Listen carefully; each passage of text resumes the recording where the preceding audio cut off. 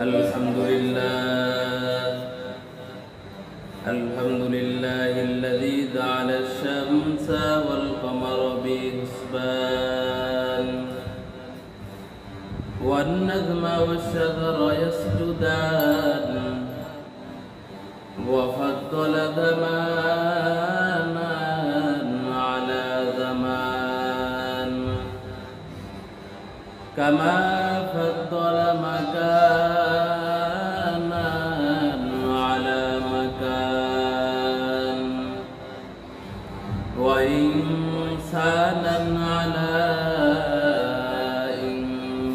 إنسان ونشهد أن لا إله إلا الله وحده لا شريك له لا جد له ولا ند له ولا مثل له ونشهد أن سيدنا وسندنا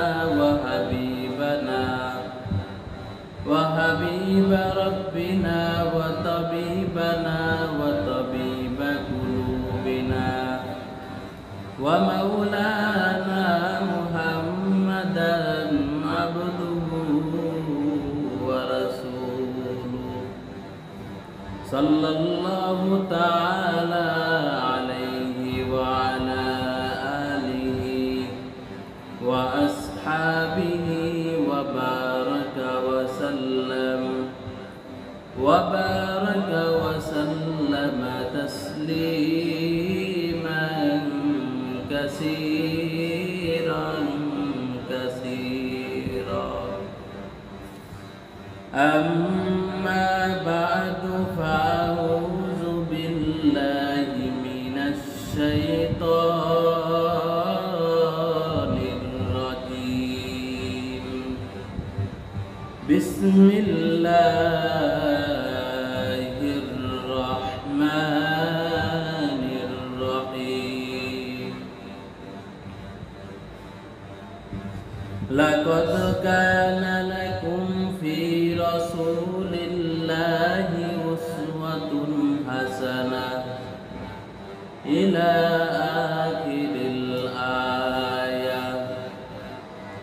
وقال رسول الله صلى الله عليه وآله وسلم كل أمتي يدخلون الجنة إلا من أبى قيل من أبى يا رسول الله قال من أطاعني دخل الجنة ومن عصاني فقد أبى. صدق الله مولانا العظيم وصدق رسوله النبي الأمي الكريم ونحن على ذلك من الشاهدين والشاكرين والذاكرين والحمد لله رب العالمين. तौहीद की अमानत सीनों में है हमारा आशा नहीं मिटाना नामो निशान بكماله كشف الدجى بجماله حسنت جميع خصاله صلوا عليه وآله. ألا يا ساكن القصر المعلى ألا يا ساكن القصر المعلى صدفا عن قريب في التراب له ملك ينادي كل يوم لدون الموت وبول الخراب قليل عمرنا في دار دنيا ومرجعنا إلى بيت التراب لا إله إلا الله لا إله إلا الله لا إله إلا الله لا إله إلا الله محمد رسول الله صلى الله عليه وسلم الحمد لله আল্লাহ পাক রব্বুল আলামিনের দরবারে হাজার হাজার শুকর সুজুদ যে মহান রব্বুল আলামিন আমাদেরকে আজকের এই মাহফিলে উপস্থিত করেছেন।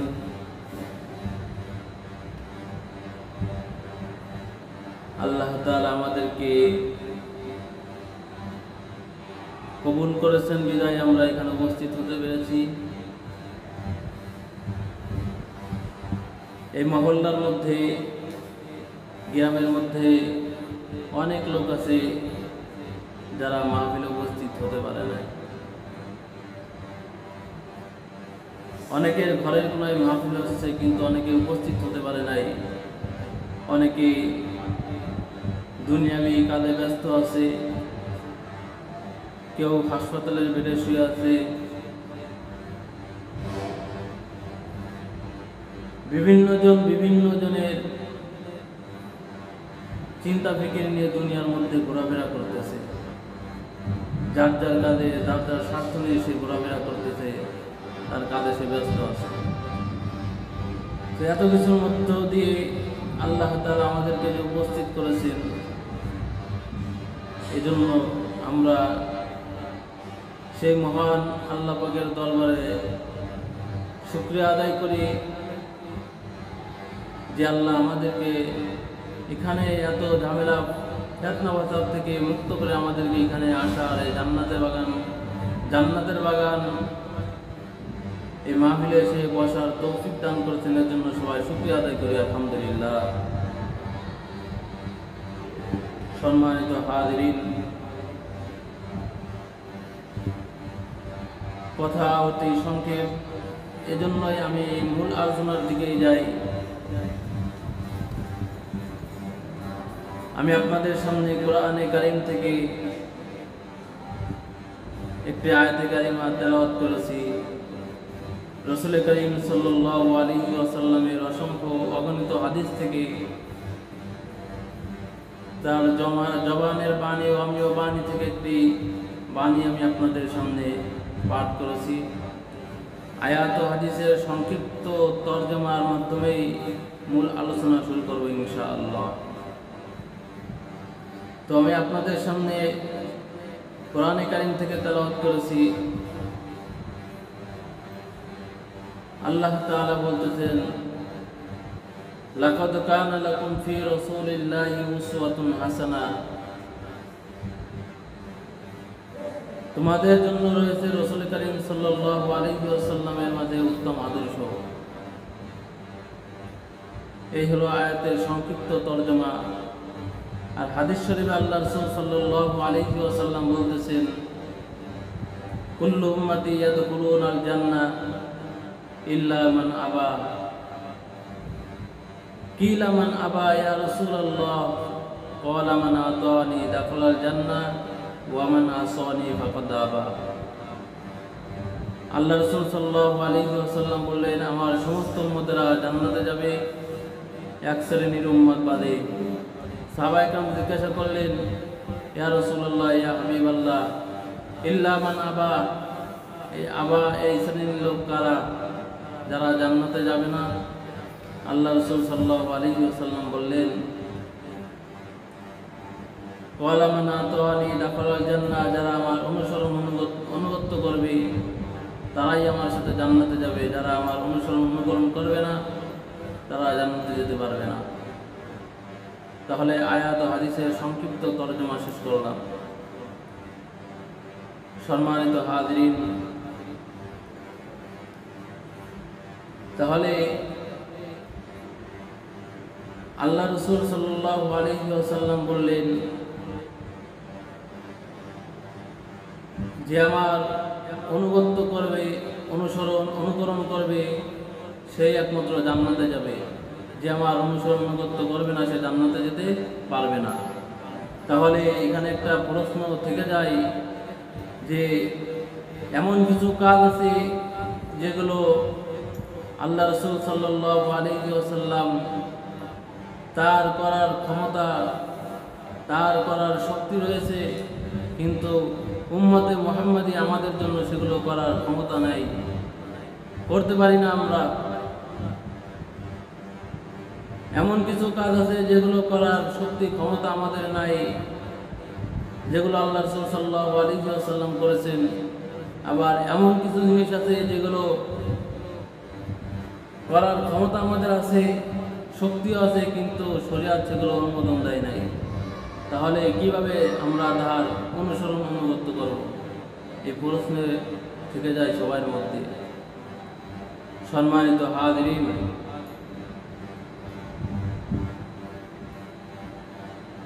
তো আমি আপনাদের সামনে উদাহরণ পেশ করি যে এমন কিছু কাজ আছে যেগুলো আমাদের করার সাধ্য বা শক্তি নেই। যেমন আল্লাহ রাসূল সাল্লাল্লাহু আলাইহি ওয়াসাল্লাম শিশুকালে দুধ পান করেছেন মা হালিমাতুস সাদিয়া রাদিয়াল্লাহু তাআলা আনহা। তার কোলে দুধ পান করা অবস্থায়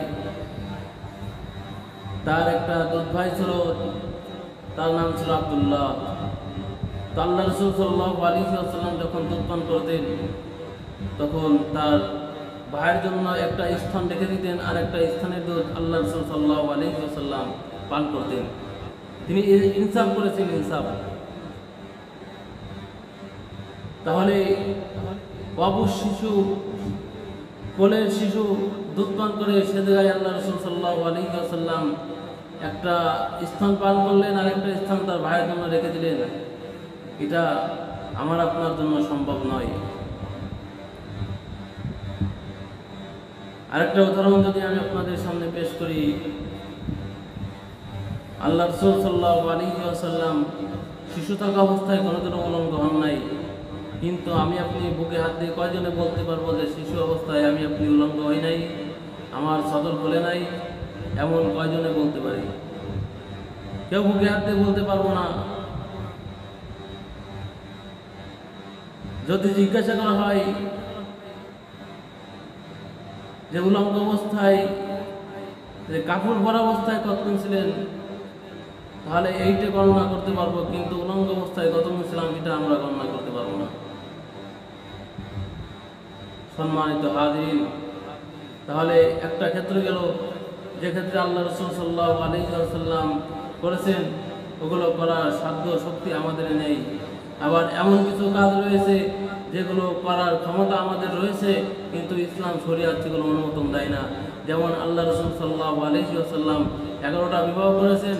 এই 11টা বিবাহ আমার আপনার করার শক্তি সাধ্য আছে, কিন্তু এগুলো শরীয়ত এগুলো অনুমোদন দেয় নাই। তাহলে এমন কিছু কাজ আছে যেগুলো করার শক্তি সমর্থন আমাদের নাই, আর এমন কিছু কাজ আছে যেগুলো করার শক্তি আমাদের আছে, কিন্তু শরীয়ত ইসলাম সেগুলো অনুমোদন দেয় নাই। তাহলে আমরা সিরাতুন নবীর আদর্শবান রাসূল কারীম সাল্লাল্লাহু আলাইহি ওয়াসাল্লামের আদর্শবান হব কিভাবে? তার অনুসরণ অনুকরণ করব কোন ক্ষেত্রে, কিভাবে? এর উত্তর হলো রাসূল কারীম সাল্লাল্লাহু আলাইহি ওয়াসাল্লামের নবুয়তের 23টা বছর, অর্থাৎ তিনি 40 বছর নবুয়তের আগে অতিক্রম করেছেন। আর নবুয়তের পরে তিনি 23 বছর তিনি জীবিত ছিলেন। এই 23 বছর জীবনের মধ্যেই হলো আমাদের অনুকরণ করতে হবে। এই 23 বছর জিন্দেগিতে তিনি কি করেছেন, এগুলো আমাদের জন্য অনুসরণীয়, অনুকরণীয়। রাসূল করিম সাল্লাল্লাহু আলাইহি ওয়াসাল্লাম তিরমিজি শরীফের মধ্যে একটা হাদিস বর্ণনা করা হয়েছে। আল্লাহ রাসূল সাল্লাল্লাহু আলাইহি ওয়াসাল্লাম একদিন মসজিদের মধ্যে বসে আছেন, সাহাবায়ে কিরাম সামনে উপস্থিত। আল্লাহ রাসূল সাল্লাল্লাহু আলাইহি ওয়াসাল্লামকে জিজ্ঞাসা করলেন, ইয়া রাসূলুল্লাহ, ইয়া হাবিবাল্লাহ, আপনি প্রতি সোমবারে রোজা রাখেন কেন? আল্লাহ রাসূল সাল্লাল্লাহু আলাইহি ওয়াসাল্লাম বললেন, আমি 3 কারণে প্রতি সোমবারের দিন রোজা রাখি। কয় কারণ? 3 কারণ। 1 নম্বর কারণ হলো, এই সোমবারের দিন সর্বপ্রথম আমার কাছে ওহী আসছে, এই জন্য আমি সোমবারের দিন প্রতি সোমবারে এই ওহী আসার কারণে বরকত স্বরূপ এই দিনে আমি রোজা রাখি। 2 নম্বর কারণ হলো, আমার জন্মদিন হচ্ছে এই সোমবার, এই জন্মদিন উপলক্ষে আমি জন্মদিন পালন করি, আমি রোজা রাখি।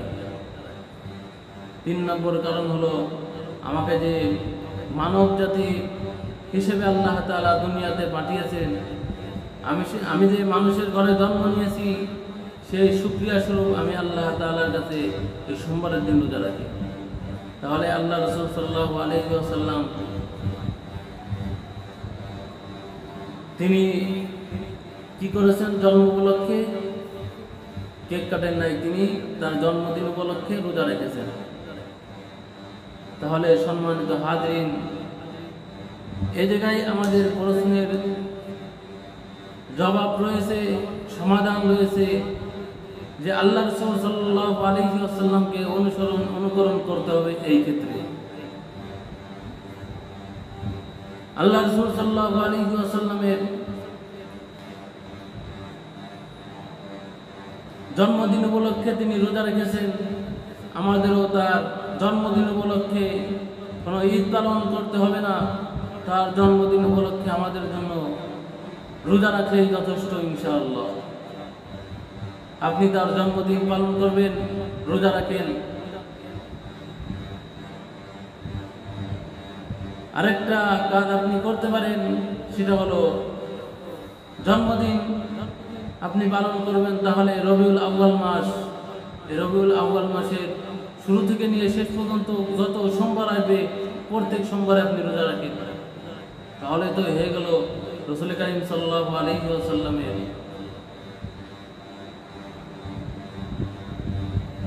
রাসূল করিম সাল্লাল্লাহু আলাইহি ওয়াসাল্লামের জন্ম পালন করা, তার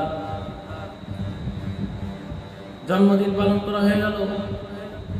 এখানে ঈদে মিলাদুন নবী পালন করার তো কোনো প্রয়োজন আসে না। ঈদ এটা আমার আপনার জন্য পালন করার দরকার আসে না। সম্মানিত হাজিরিন, তো যে কথা বলতেছিলাম, অনুকরণ কিভাবে করব, তার একটা বাস্তব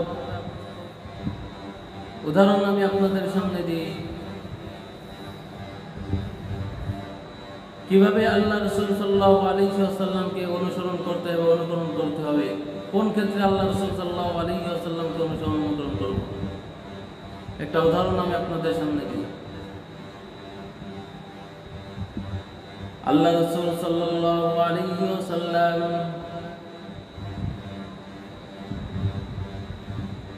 একদিন বসে আছেন, এমন সময় একজন মহিলা আল্লাহ রাসূল সাল্লাল্লাহু আলাইহি ওয়াসাল্লামের দরবারে উপস্থিত।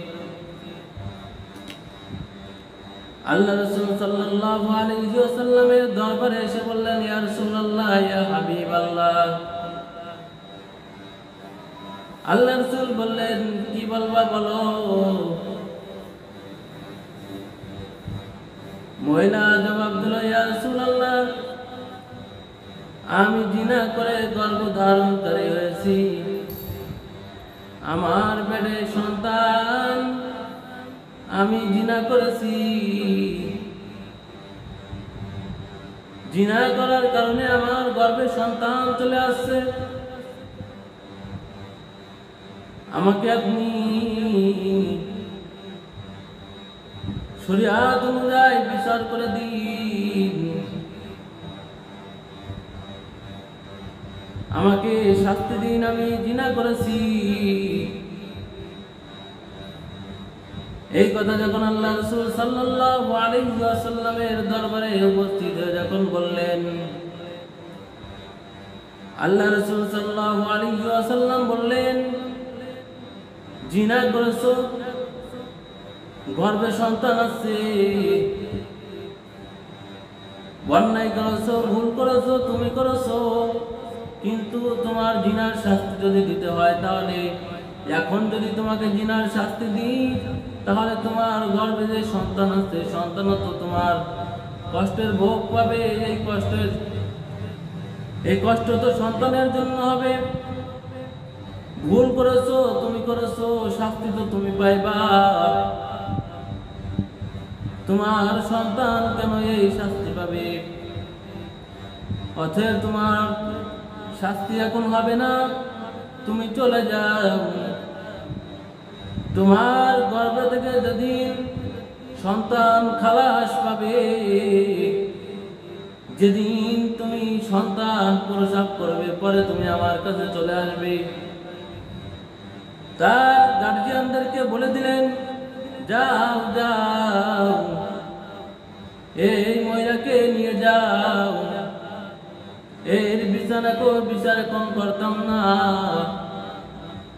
এই মহিলা যখন সন্তান প্রসব করবে এরপরে তোমরা আমার কাছে নিয়ে আসবা, এরপরে মহিলার বিচার হবে। এই বলার পরে সাথে সাথে মহিলা হাউ করে কান্না শুরু করে দিলেন, চোখের পানি টপ টপ করে পড়তেছে। সাহাবায়ে কেরাম জিজ্ঞাসা করলেন, আপনি কেন কান্না করেন? আপনার বিচার তো আরো অনেক দেরিতে হবে। আপনাকে দুনিয়াতে থাকার জন্য মেয়াদ বাড়িয়ে দেওয়া হলো, আপনি দুনিয়াতে আরো অনেক দিন থাকতে পারবেন। যদি আপনাকে জিনার হদ লাগানো হয় তাহলে তো আপনি আজকেই মারা যেতেন। আপনার জন্য তো খুশি হওয়া দরকার যে আরো কয়েকদিন দুনিয়াতে আপনি চলাফেরা করতে পারবেন। মহিলাকে যখন এই সমস্ত কথাবার্তা বলতেছিল, সাথে সাথে মহিলা কান্না করে তাদের উত্তর দিয়ে দিলেন, হে লোক সকল, তোমরা বলতেছো আমি দুনিয়াতে আরো কিছুদিন থাকতে পারবো, আমার বিচার অনেকদিন পরে হবে। আমি কান্না করি কেন জানো নি? আমি কান্না করি এই সন্তান প্রসবের আগে যদি আমার মৃত্যু হয়ে যায়, এই সন্তান প্রসবের আগে যদি আমার ইন্তেকাল হয়ে যায়, এই সন্তানকে খালাস করার পূর্বে যদি আমার ইন্তেকাল হয়ে যায়, তাহলে কাল কিয়ামতের ময়দানে আমি তো জাহান্নামী হয়ে যাব, জান্নাতে যেতে পারবো না। আমি কাল হাসরের ময়দানে কি জবাব দেব? আমি যদি শাস্তি দুনিয়ার থেকে পেয়ে যাই তাহলে কাল কিয়ামতের ময়দানে আমি জান্নাতে যেতে পারবো, কিন্তু আমি যদি দুনিয়ার থেকে এর হদ না লাগাই, এর বিচার যদি দুনিয়ার থেকে না করে, তাহলে কাল কিয়ামতের ময়দানে আমার জাহান্নামে যেতে হবে। অতএব আমি চাই আমার বিচারটা দুনিয়ার মধ্যে থেকে হয়ে যায়। এজন্যই তো আমি কান্না করি। এরপর যখন মহিলাকে নিয়ে তার লোকজন বাড়িতে চলে গেল, বাসায় ফিরে চলে গেল, যাওয়ার পর কিছুদিন পর যখন মহিলা গর্ভ থেকে প্রসব করে দিলেন সন্তানকে, সন্তান প্রসব করে দিলেন, সন্তানকে খালাস করে দিলেন, সাথে সাথে আল্লাহ রাসূল সাল্লাল্লাহু আলাইহি ওয়াসাল্লামের দরবারে এসে উপস্থিত, ইয়া রাসূলুল্লাহ, ইয়া হাবিবাল্লাহ, আমার সন্তান এই যে, আমার সন্তানকে প্রসব করেছি, এখন আর বিলম্ব করবেন না, আমাকে আপনি শাস্তি দিয়ে দিন। আল্লাহ রাসূল সাল্লাল্লাহু আলাইহি ওয়াসাল্লাম বললেন, না না, তোমার বিচার করা যাবে না, এখন তোমার কোনো বিচার হবে না।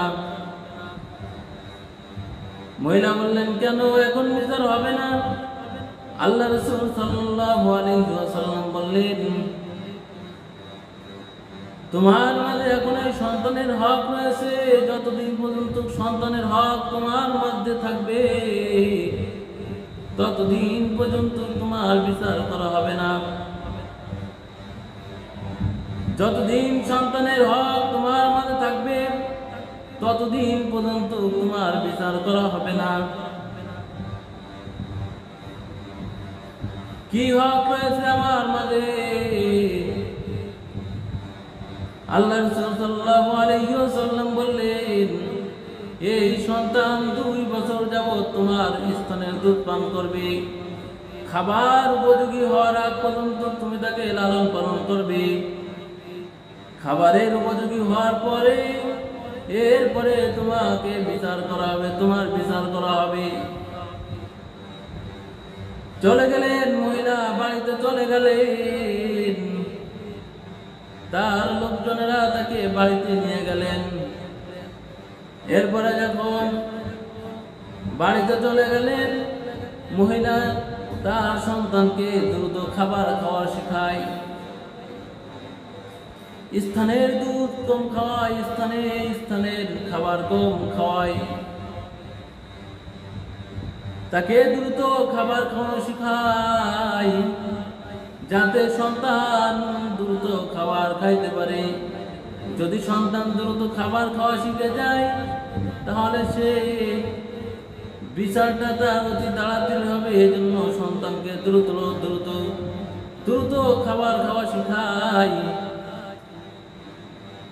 এক পর্যায়ে যখন ছেলে সন্তান তার সন্তান যখন খাবার খাওয়া শিখে গেল, আল্লাহ রাসূল সাল্লাল্লাহু আলাইহি ওয়াসাল্লামের কাছে চলে গেলেন, যা বললেন, ইয়া রাসূলুল্লাহ, ইয়া হাবিবাল্লাহ, আমার সন্তান খাবার খাওয়া শিখে গেছে, আমার সন্তান। আল্লাহ রাসূল সাল্লাল্লাহু আলাইহি ওয়াসাল্লাম তখন ওই মহিলাকে পাথর নিক্ষেপ করতে বললেন, পাথর মারতে বললেন। সাহাবায়ে কেরামকে বললেন, যাও যাও, মাজা পর্যন্ত পুঁতে গেল, পুঁতার পরে তাকে পাথর নিক্ষেপ করো। পাথর নিক্ষেপ করতেছে, পাথর নিক্ষেপ করতেছে, পাথর নিক্ষেপ করার পরে তার শরীর থেকে রক্ত টপ টপায় ছিটতেছে। এমন সময় ওই মহিলার থেকে রক্ত ছিটে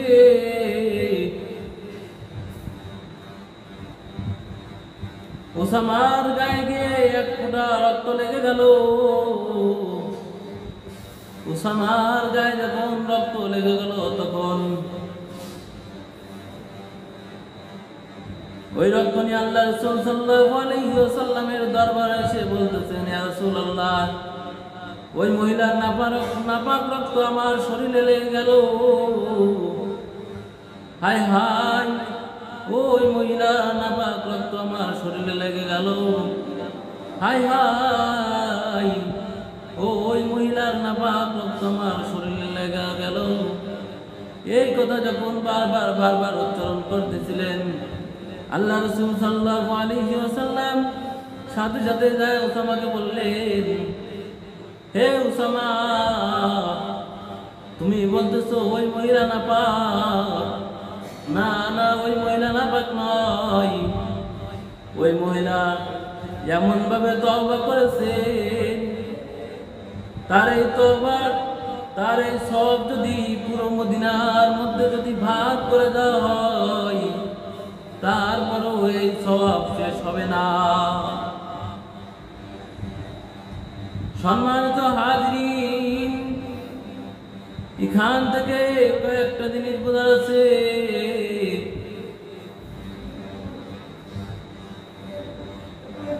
যে উদাহরণটা আমি আপনাদের সামনে দিয়েছি, যে উদ্দেশ্যে এই হাদিসটা বললাম, সেটা হলো আল্লাহ রাসূল সাল্লাল্লাহু আলাইহি ওয়াসাল্লামকে অনুকরণ করতে হবে। এই ক্ষেত্রে যদি আপনি জিনা করেন, জিনার হদ হলো আপনাকে রজম মারা, পাথর মারতে হবে, পাথর মারতে হবে।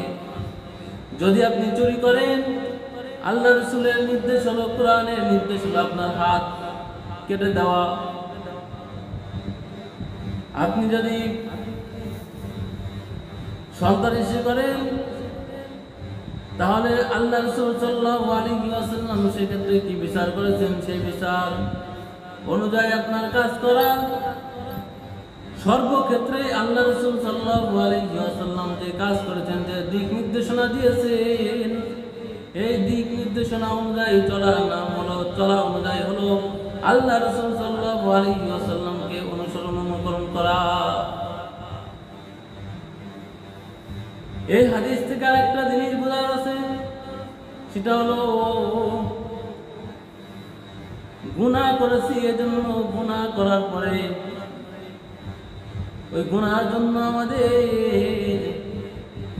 আল্লাহ রাসূল সাল্লাল্লাহু আলাইহি ওয়াসাল্লাম শিখায় দিয়েছেন, হে বান্দা, হে আমার উম্মতের দল, গুনাহ করে ফেলেছো, গুনাহ হয়ে গেছে তোমার দ্বারা, তুমি আল্লাহর থেকে মুখ ফিরাই নিও না, বরং আল্লাহর দরজায় গিয়ে তুমি সিজদায় লুটিয়ে যাও। গভীর রজনীতে তুমি আল্লাহর দরজায় গিয়ে আল্লাহর কদমে গিয়ে সিজদায় লুটিয়ে যাও। সিজদায় লুটিয়ে গিয়ে তুমি চোখের পানি ছেড়ে কই আল্লাহর কাছে দোয়া করো।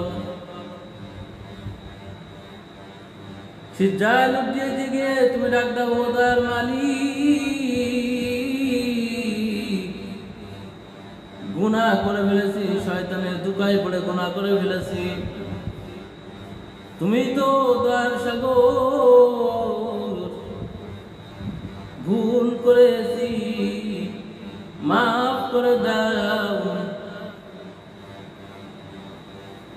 ও দয়ার মালিক, ভুল করেছি, মাফ করে দাও, জীবনে আর কোনোদিন অন্যায় করবো না। এভাবে যদি আপনি চোখের পানি ফেলে যদি মালিকের দরবারে যদি ক্রন্দন করতে পারেন, তাহলে আশা করা যায় আপনাকেও এই মহিলার মতন আল্লাহ তাআলা মাফ করে দিবি। এ জীবনে না করিলাম বন্দেগী, গুনাহ করে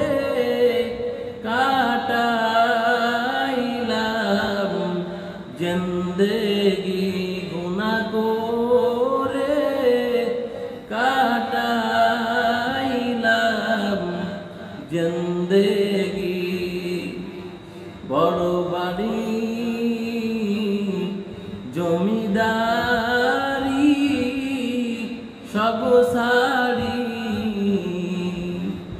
ছাড়িয়া গেলে পড়িয়া রবে সব খালি, ছাড়িয়া গে